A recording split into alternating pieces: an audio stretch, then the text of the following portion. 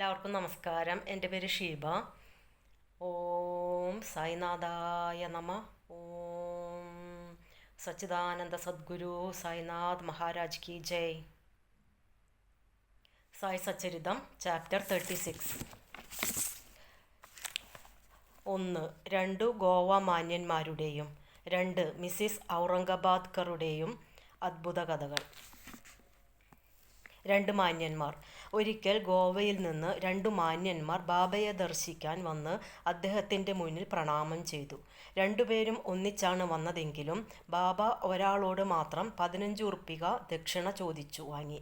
മറ്റേ ആൾ ചോദിക്കാതെ തന്നെ 35 ഉറുപ്പിക ദക്ഷിണ കൊടുക്കാൻ നോക്കി. ബാബ എല്ലാവരെയും അതിശയിപ്പിക്കത്തക്കവണ്ണം ആ സംഖ്യ നിരസിച്ചു. ശ്യാമ ഇതുകണ്ട്, എന്താണിത്, രണ്ടുപേരും ഒരുമിച്ച് വന്നു, ഒരാളുടെ ദക്ഷിണ സ്വീകരിച്ചു, മറ്റേ ആൾ ചോദിക്കാതെ തന്നത് നിരസിക്കുന്നു, എന്തിനാണീ പക്ഷഭേദം എന്നു ചോദിച്ചു. ബാബ അതിന്, ശ്യാമ, നിനക്കൊന്നും അറിയില്ല, ഞാൻ ആരിൽ നിന്നും ഒന്നും സ്വീകരിക്കുന്നില്ല, മസ്ജിദ് മായി കടം മടക്കി ചോദിക്കുന്നു, ദാതാവ് അത് കൊടുത്ത് സ്വതന്ത്രമാവുന്നു. എനിക്ക് വല്ല വീടോ സ്വത്തോ കുടുംബമോ സംരക്ഷണമോ സംരക്ഷിക്കാനുണ്ടോ? എനിക്കൊന്നും ആവശ്യമില്ല, ഞാൻ സദാ സ്വതന്ത്രനാണ്. കടം, ശത്രുത, കൊല ഇവയ്ക്ക് പരിഹാരം ചെയ്തേ കഴിയൂ, അതിൽ നിന്ന് രക്ഷപ്പെടാനാവില്ല എന്നു പറഞ്ഞു തൻ്റെ പ്രത്യേക മട്ടിൽ ഇപ്രകാരം തുടർന്നു. ആദ്യം അയാൾ ദരിദ്രനായിരുന്നപ്പോൾ അയാളുടെ ദൈവത്തോട് ഒരു ജോലി കിട്ടിയാൽ ആദ്യത്തെ ശമ്പളം വഴിപാടായി കൊടുക്കാമെന്ന് പ്രാർത്ഥിച്ചു. 15 ഉറുപ്പിക ശമ്പളത്തിൽ അയാൾക്കൊരു ജോലി കിട്ടി. പിന്നീട് കയറ്റം കിട്ടിക്കൊണ്ടിരുന്നു. 15-ൽ നിന്ന് 30, 60, 100, 200 ഇങ്ങനെ വർദ്ധിച്ച് മാസത്തിൽ 700 ഉറുപ്പിക ശമ്പളത്തിലെത്തി. ഈ സമൃദ്ധിയിൽ അയാളുടെ പ്രാർത്ഥന അയാൾ മറന്നുപോയി. കർമ്മശക്തി കൊണ്ട് അയാളെ ഇവിടെ എത്തിച്ചപ്പോൾ ഒരു 15 ഉറുപ്പിക ഞാൻ ദക്ഷിണയായി ചോദിച്ചു വാങ്ങി.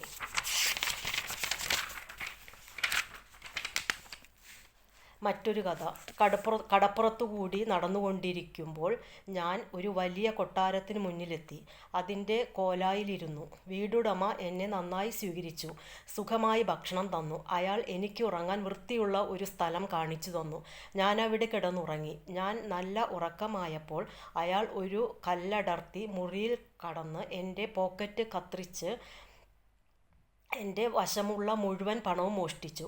ഞാൻ ഉണർന്നപ്പോൾ 30,000 ഉറുപ്പിക കളവ് ചെയ്യപ്പെട്ടതായി കണ്ടു. ഞാൻ വളരെ കുഴങ്ങി കരഞ്ഞുകൊണ്ടും വിലപിച്ചുകൊണ്ടും ഇരിപ്പായി.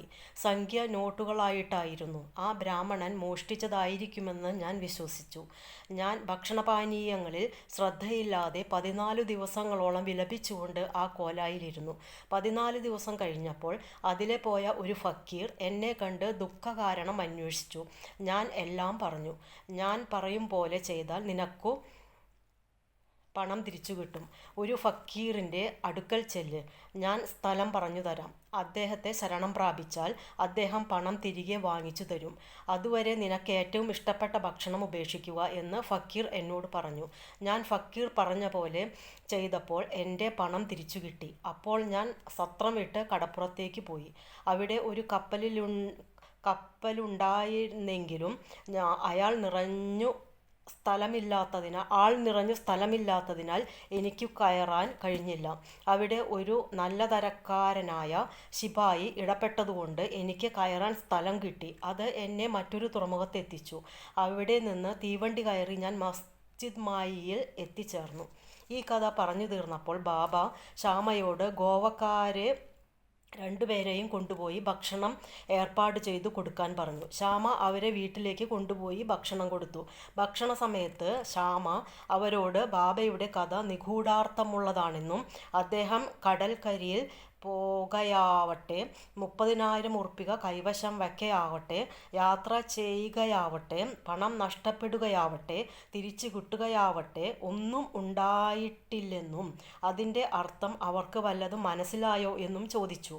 അതിഥികൾ ഹൃദയമലിഞ്ഞ് കണ്ണീർ പൊഴിക്കുകയായിരുന്നു. തൊണ്ടയിടറിക്കൊണ്ട് ബാബ സർവജ്ഞനും സർവന്തര്യാമിയും പരമാത്മാവുമാണെന്നവർ പറഞ്ഞു. അദ്ദേഹം പറഞ്ഞതെല്ലാം ഞങ്ങൾ അനുഭവിച്ച കാര്യങ്ങളാണ്. അദ്ദേഹം എങ്ങനെ ഇതറിഞ്ഞു എന്ന് അത്ഭുതാവഹമാണ്. ഭക്ഷണശേഷം വിവരമെല്ലാം പറയാം എന്നവർ പറഞ്ഞു. ഭക്ഷണശേഷം വെറ്റില മുറുക്കിക്കൊണ്ട് അവർ കഥ പറയാൻ തുടങ്ങി. അവരിൽ ഒരാൾ പറഞ്ഞു, പശ്ചിമഘട്ടത്തിലുള്ള ഒരു ഹിൽ സ്റ്റേഷനാണ് എൻ്റെ വീട്.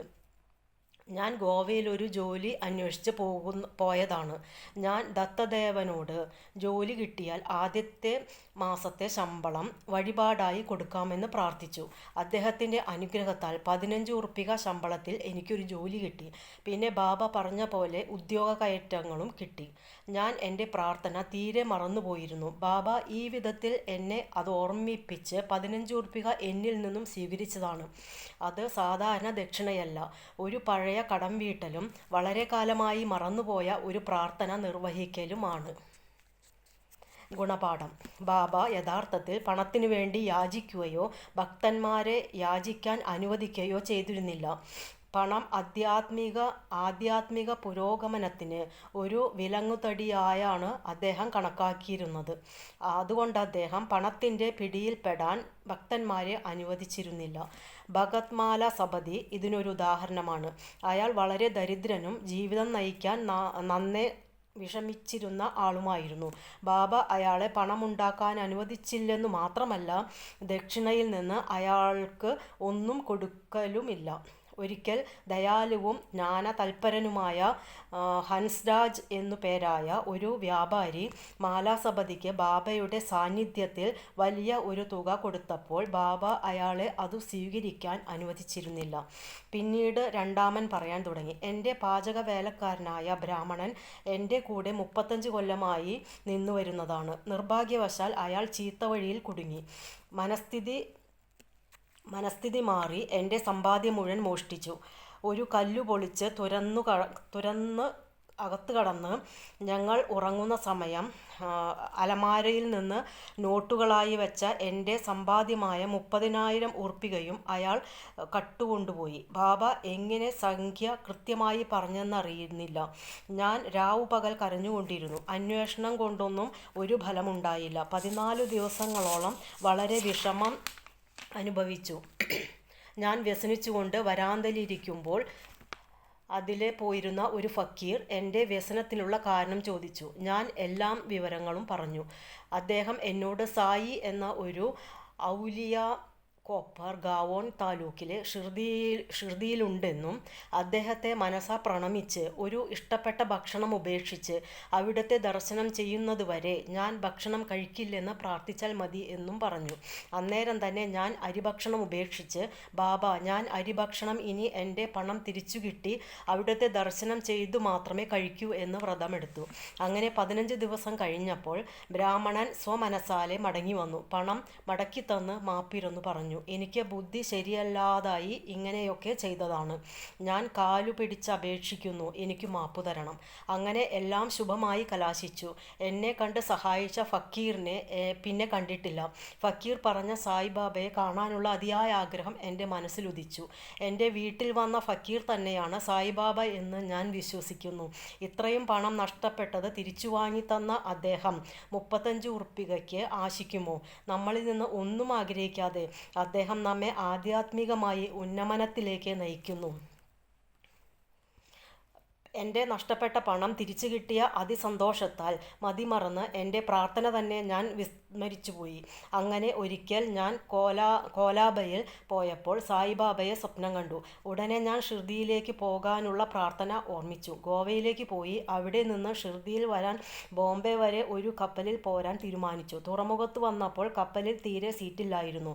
ക്യാപ്റ്റൻ അനുവാദം തരാതെ നിൽക്കുമ്പോൾ എനിക്ക് തീരെ പരിചയമില്ലാത്ത ഒരു പ്യൂണിൻ്റെ സഹായത്താൽ എനിക്ക് സീറ്റ് കിട്ടി. ഞാൻ ബോംബെയിലെത്തി. പിന്നീട് തീവണ്ടിക്ക് ഞാൻ ഇവിടെ വന്നു. ബാബ എല്ലാം അറിയാവുന്ന പരബ്രഹ്മമാണ്. ഞാനും എൻ്റെ വീടുമൊക്കെ എത്ര നിസ്സാരം. എനിക്ക് എൻ്റെ പണം മടക്കി തരിപ്പിച്ച് ഇങ്ങോട്ട് ആകർഷിച്ചത് നോക്കൂ. ബാബ നിങ്ങളോടുകൂടി കളിച്ചും ചിരിച്ചും സംസാരിച്ചും ഒന്നിച്ച് താമസിച്ചും കഴിയുന്നതുകൊണ്ട് ഈ ഷിർദിയിലുള്ള നിങ്ങളെല്ലാം ഞങ്ങളെക്കാൾ എത്രയോ ഉപരിമഹത്തുക്കളും ഭാഗ്യവാന്മാരുമാണ്. സായി ഞങ്ങളുടെ ദത്തനാണ്.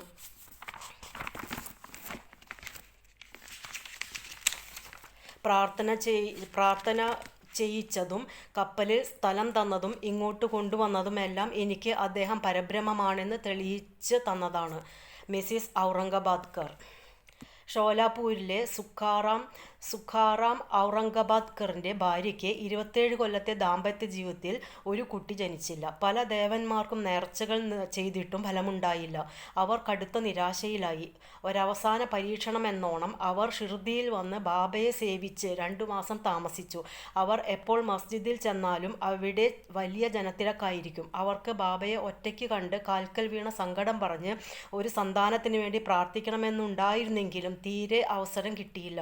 ഒടുവിൽ ശ്യാമയോട് എങ്ങനെയെങ്കിലും ബാബ ഒറ്റയ്ക്കിരിക്കുമ്പോൾ ഒരവസരമുണ്ടാക്കി കൊടുക്കാൻ അപേക്ഷിച്ചു. ബാബയുടെ ദർബാറിൽ ആർക്കും ചെല്ലാവുന്നതാണെന്നും എങ്കിലും പരിശ്രമിച്ച് നോക്കാമെന്നും ദൈവം അനുഗ്രഹിക്കുമെന്നും ശ്യാമ പറഞ്ഞു. ബാബ ഭക്ഷണത്തിനിരിക്കുമ്പോൾ ഒരു തേങ്ങയും ചന്ദനത്തിരിയുമായി പുറത്ത് മുറ്റത്തിരിക്കാനും അയാൾ ആംഗ്യം കാണിച്ച ഉടനെ വരാനും ശ്യാമ ഏർപ്പാട് ചെയ്തു.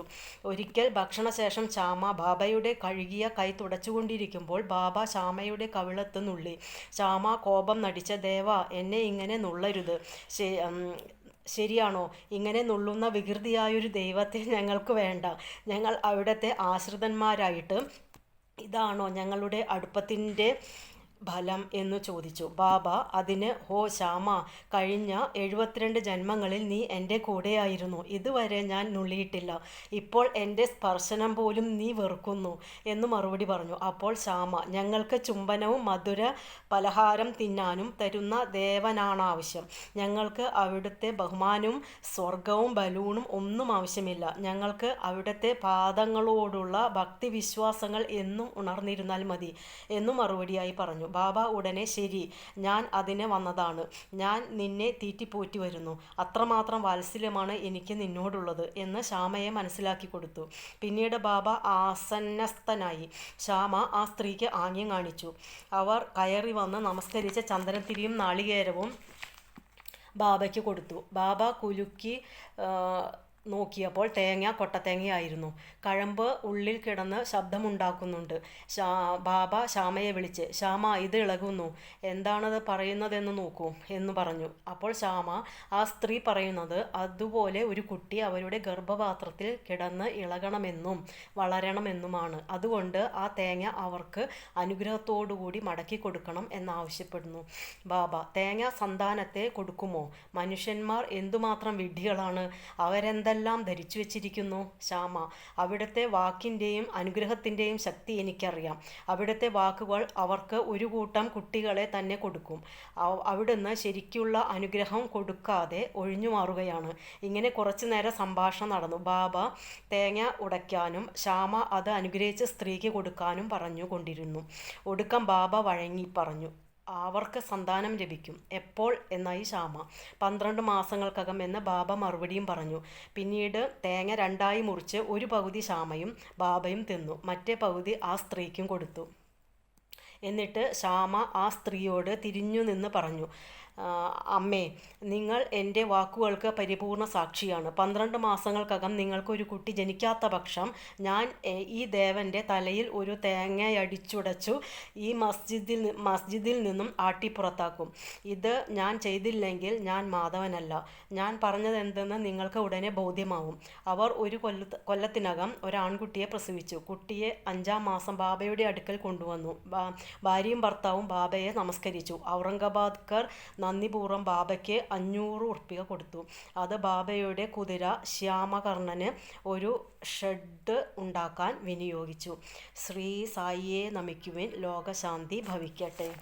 ഓം സായിനാഥായ നമഃ. ഓം സച്ചിദാനന്ദ സദ്ഗുരു സായിനാഥ് മഹാരാജ് കി ജയ്.